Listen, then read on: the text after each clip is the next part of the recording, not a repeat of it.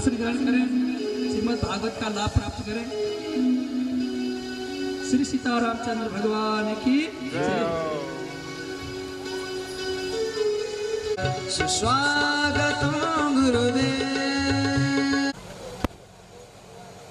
मंगलतिलकं हरिवं कस्तूरी तिलकं ललाटपटले वक्षस्थले कौस्तुभं नासाग्रे सर्वांगे हरिचन्दनं सुनितं कंठे तमुक्षाप्तिं गोपस्त्री परिवेष्टो विद्यते गोपालचूडामणि।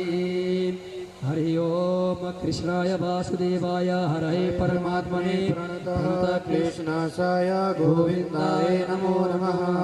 ॐ कृष्णाय वासुदेवाय देवकीनन्दनाय च नन्दगोपकुमाराय गोविन्दाय नमो नमः।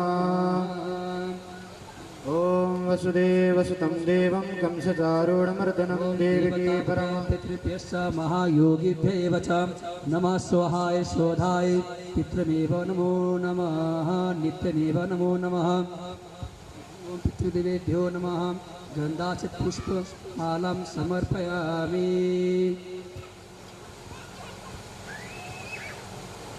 हरि ओम सच्चिदानन्दरूपाय विश्वोत्पत्त्यादिहेतवे तापत्रय विनाशाय श्रीकृष्णाय वयं नमः।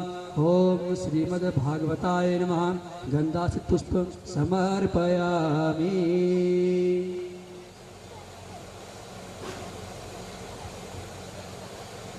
हरि ओम।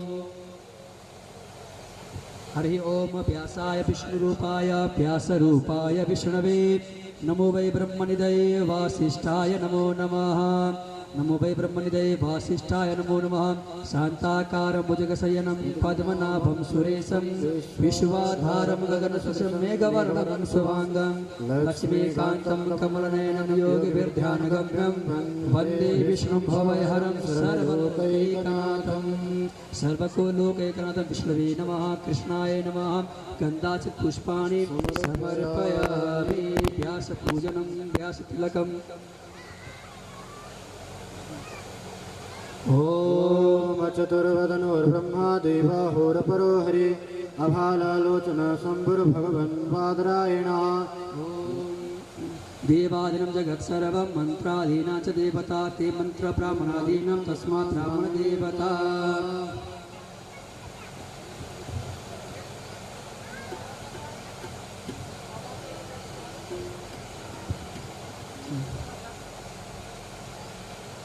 ओम माल्यादीनि सुगन्धीनि मालत्यादीनि वै प्रभु मया हृतानि पुष्पाणि पूजार्थं प्रतिगृह्यताम्। ओम श्रीमद्भागवताय नमः। ओम पुष्पमालां समर्पयामि। ओम व्यासाय नमः। सुखस्वरूपाय नमः। ओम गन्धाचित् पुष्पाणि समर्पयामि।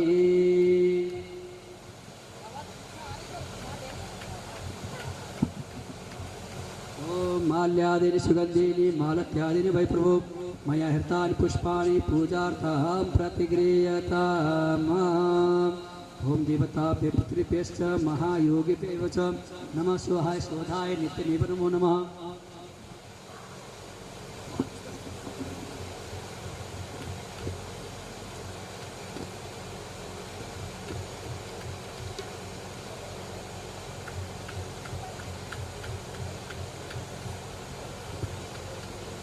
बाहो राजन्यः कृतः औरो तदुपविश्य प्रव्यं शूद्रो अजायत। ओ वनस्पतिरसोद्भूतं गन्धाद्यगन्धोत्तम अग्रह्य सर्वदेवानां धूपोऽयं प्रतिगृह्यताम्। धूपोऽयं प्रतिगृह्यताम्। दीपं सन्दर्शयामि।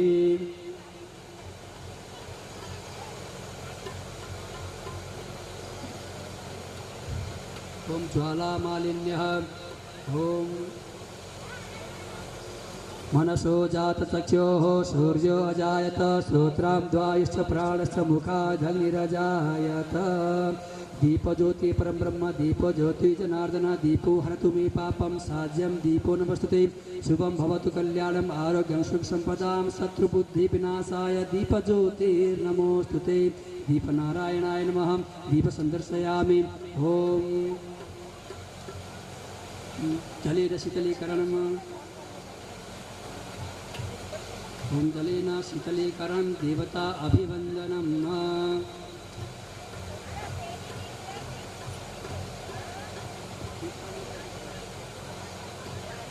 अभिवंदनम आत्माभिवंदनम।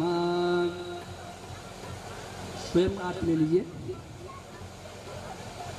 हरि ओम यज्ञेन यज्ञमयजन्त देवास्तानि धर्माणि प्रथमं न्यासन्नातेहनाकं महिमानः शचन्त यत्र पूर्वे साध्याः सन्ति देवाः। हरि ओम एकदन्ताय विद्महे वक्रतुण्डाय धीमहि तन्नो दन्ति प्रचोदयात्। नारायणाय विद्महे वासुदेवाय धीमहि तन्नो विष्णुः प्रचोदयात्। ओम तत्पुरुषाय विद्महे महादेवाय धीमहि तन्नो रुद्रः प्रचोदयात्। ओम कात्यायने च विद्महे कन्याकुमारे च धीमहि तन्नो दुर्गे प्रचोदयात्। नाना सुगंधि पुष्पाणि यथा कालोद्भवानि च पुष्पांजलिर्मया दत्ता गृहाण परमेश्वर। ओम मंत्र पुष्पांजलि समर्पयामि। ओम यानि कानि च पापानि जन्मान्तरकृतानि च तानि सर्वाणि मनस्सन्तु प्रदक्षिणा पदे पदे।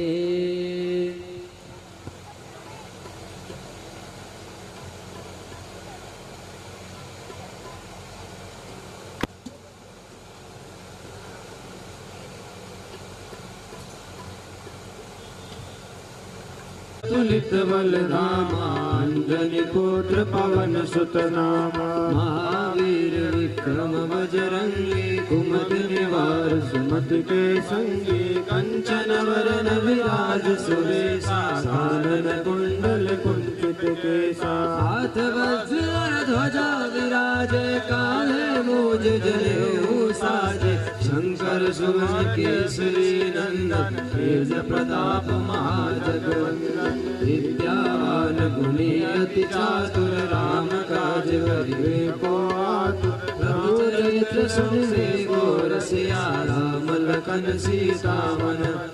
सूक्ष्म रूप धरि सियहि दिखावा विकट रूप धरि लंका जरावा। भीम रूप धरि असुर संहारे रामचंद्र जी के काज सवार। लाय संजीवन लखन जियाए श्री रघुबीर हरषि उर लाए। रघुपति के भगवान श्री बाल कृष्ण की प्रतिमूर्ति श्रीमद् भागवत कथा में प्रवेश करते हुए आज चतुर्थ दिवस में हम उपस्थित हैं। बाबा महाकाल की अतिशय कृपा है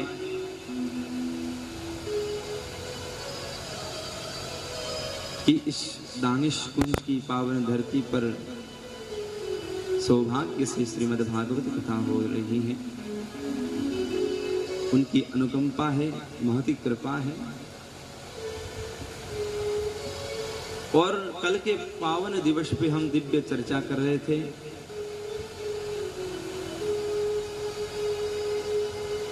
कि बाबा सुखदेव जी का कहना यह है कि नाम संकीर्तन ऐसा कलिकाल के लिए औषधि है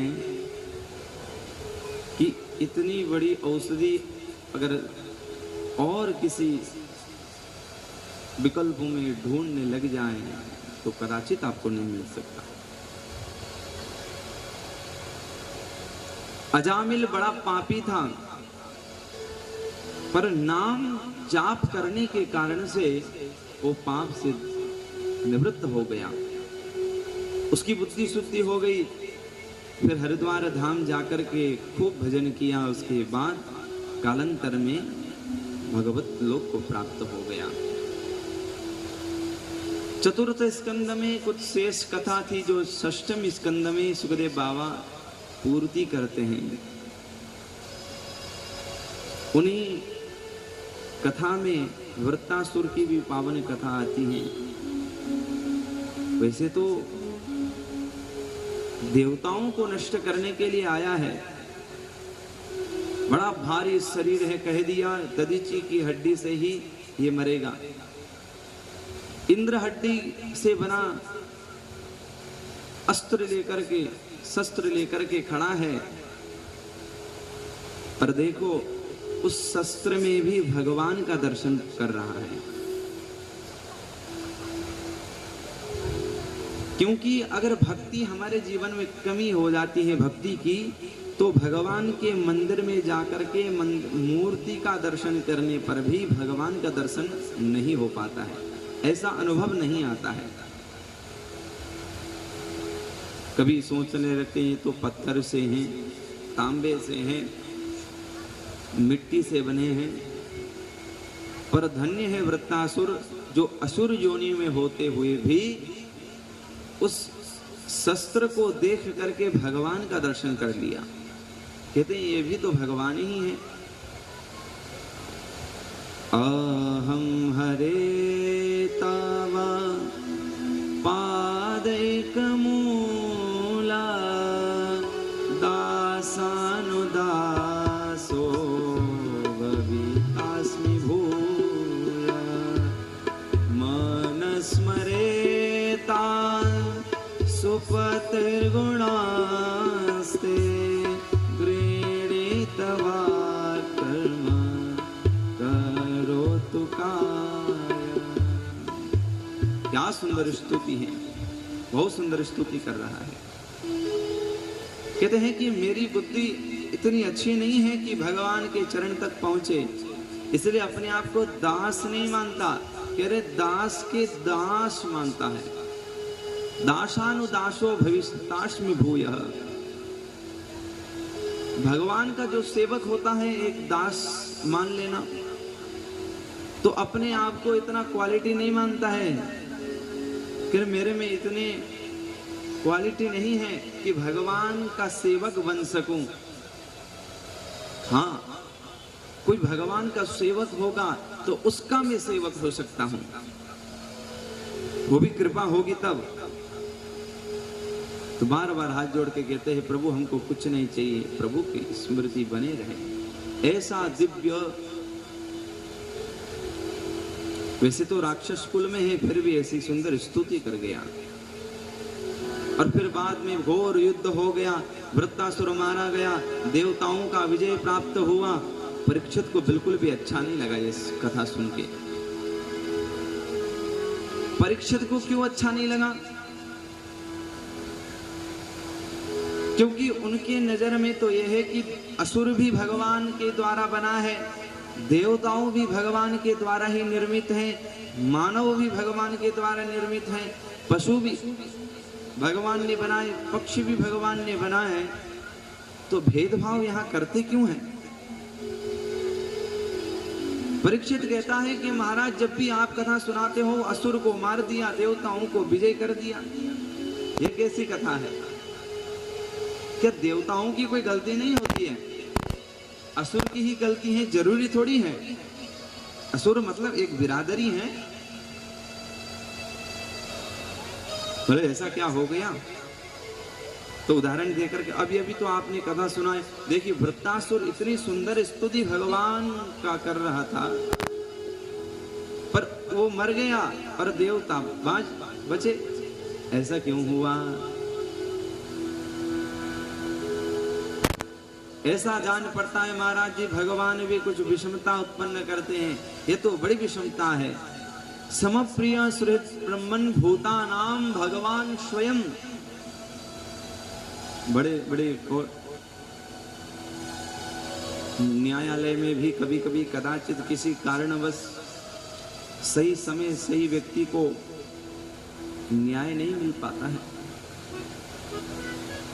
पर भगवान की जो नजर है वो तो सर्व स्थान में है, इसलिए हम कभी कह ही नहीं सकते हैं कि सही निर्णय नहीं करते, परंतु इधर ऐसा दिख रहा है। अगर भगवान समप्रिय है, समता को देखने वाले हैं, तो ऐसी विषमता क्यों हुई कि देवताओं को तो छोड़ दिया गया और राक्षस को मार दिया गया? इस कथा में तो ऐसी होनी चाहिए कि देवताओं को मार दिया जाए और उस स्तुति करता वृत्तासुर की रक्षा करना चाहिए।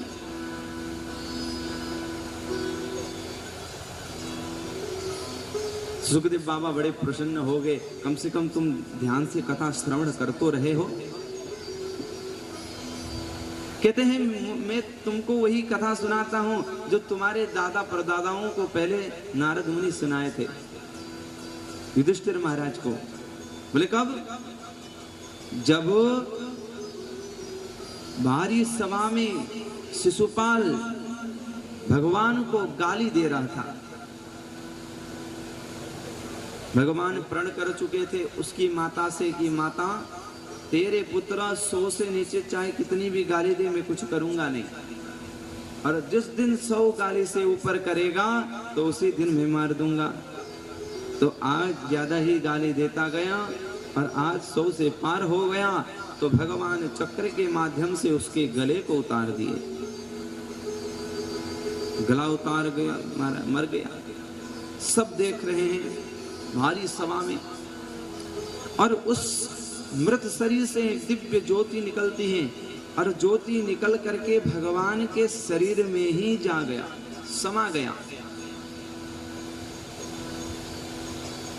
और बगल में युधिष्ठिर महाराज सब दृश्य देख रहे थे, और नारद जी भी उनके साथ हैं। तो उनने कहा कि प्रभु ये क्या विषमता है, क्योंकि अभी अभी भगवान को ये गाली दे रहा था और तेज जाकर के फिर भगवान में ही विलीन हो गया। भगवान में तेज विलीन होने का अर्थ क्या होता है? सीधा मोक्ष पा लिया इसने। तो गाली देने वाले भी मोक्ष पाते हैं क्या? यहाँ तो ऐसा ही जान पड़ता है। तो नारद जी जो उत्तर दिए हैं वही उत्तर परीक्षित को सुखदेव बाबा सुना रहे हैं। उनने क्या कहा? तो नारद जी कह रहे हैं कि अरे युधिष्ठिर, तुमको पता नहीं होगा कि भगवान कृष्ण का क्या स्वभाव है। भगवान ये कभी नहीं देखते हैं कि ये व्यक्ति किस भाव से मुझे याद कर रहा है। बात की गहराई को समझिए। भगवान कभी ये नहीं कहते हैं कि किस भाव से समझ रहा है। भगवान ये देख